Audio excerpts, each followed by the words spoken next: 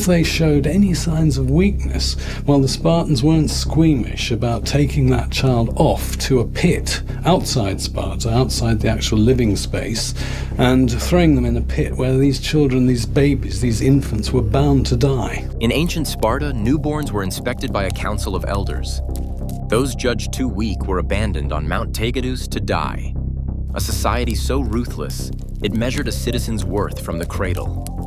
They moved relentlessly, like a tank, at the enemy. Welcome to Sparta, the most disturbing society in history.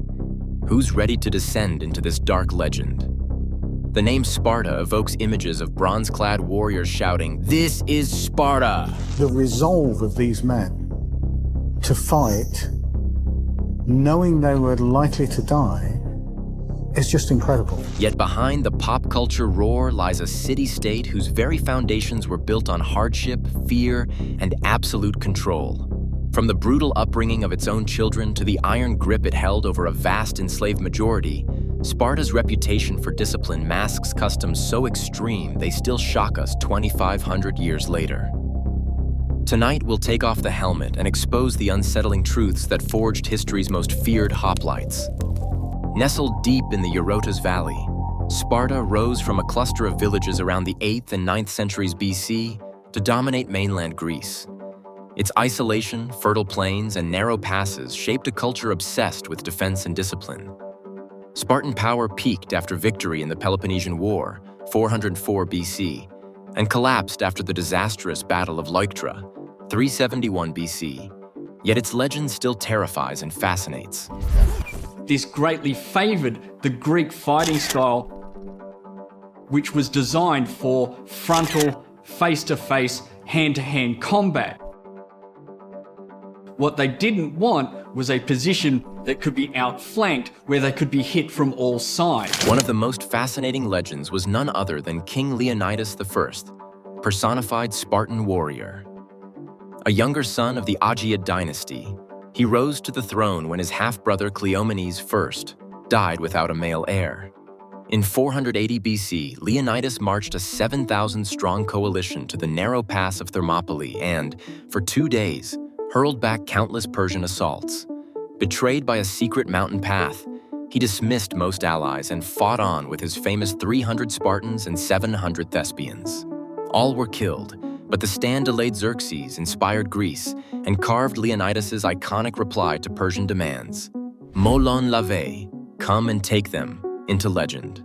That defiance wasn't improvised on a mountain pass. It was forged in Sparta.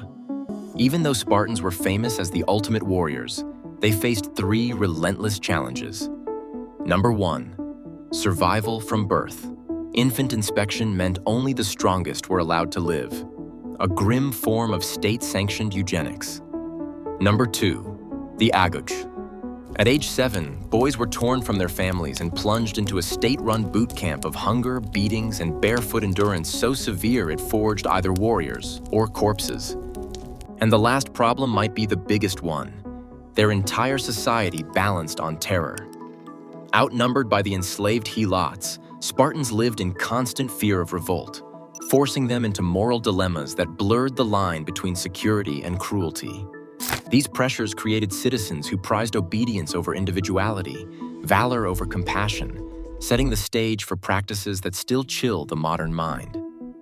Boys learned to steal food and were whipped if caught not for stealing, but for getting caught. At 12 years old, they slept outdoors with only a red cloak, training their bodies to ignore pain. Adult males ate in barracks until 30, living on the infamous mela zomos, a pork blood soup so revolting that other Greeks joked it could only taste good to Spartans because they never tasted anything better. Even Spartan girls trained in running and wrestling, an early form of state-sponsored fitness designed to breed stronger sons, reflecting a society obsessed with martial excellence above all else. Let's also not forget about Helot nightmare. Helots farmed the land, supplying food while enduring ritual humiliation. Forced drunkenness, degrading dances, and constant beatings meant to remind them of their subjugated place. To discourage greed, Sparta replaced gold and silver with heavy vinegar-quenched iron bars so fragile they were useless for anything else, and nearly impossible to steal or hide. In Sparta, women controlled wealth. Although prohibited from voting, Spartan women could inherit and gift land. By the 4th century BC, they held an estimated 40% of all Spartan farmland. Unheard of freedom in the Greek world. Full citizens, Spartiates, wore mandated deep red cloaks, named crimson cloaks, believed to mask bloodstains and intimidate foes, giving the phalanx its striking uniform look. Despite their grim image, Spartans were famed for choral music. Festivals like the Gymnopaedia and Carneia featured competitive song and dance. Young warriors performed intricate hymns to Apollo, often naked under the scorching sun. Citizens deposited monthly rations into their common mess, syssitia. Failure, though usually through poverty, meant loss of citizenship. Poverty itself was less shameful than failing the collective. Spartans believed that all these quirks reveal a state engineered to crush individuality while promoting an unbreakable group identity. But the darkest chapter? The Krypteia. Each autumn, Sparta's 5 ephors declared war on the helots, legally permitting young elites, fresh graduates of the Agoge, to roam the countryside, murdering any helot deemed dangerous. This annual bloodletting served as both terror tactic and final exam. Prove your stealth by killing without being caught. Imagine teenagers stalking fields at night, daggers drawn, purging an enslaved population so their masters could sleep easy. A secret police force where murder was a rite of passage. An institution unrivaled in ancient Greece for cold-blooded control. Sparta's legacy is a paradox. Unparalleled military discipline born from practices many would call atrocities today. Selective infanticide, state-run child soldiers, ritualized oppression. The cost of Spartan glory was a society engineered through fear. Yet their model shaped later ideals of duty, fitness, and sacrifice, reminding us that discipline without humanity can create both legends and nightmares. When we glamorize the 300, we must also remember the thousands whose suffering kept the Spartan shield wall standing. But what's your verdict? Ruthless efficiency or unforgivable cruelty?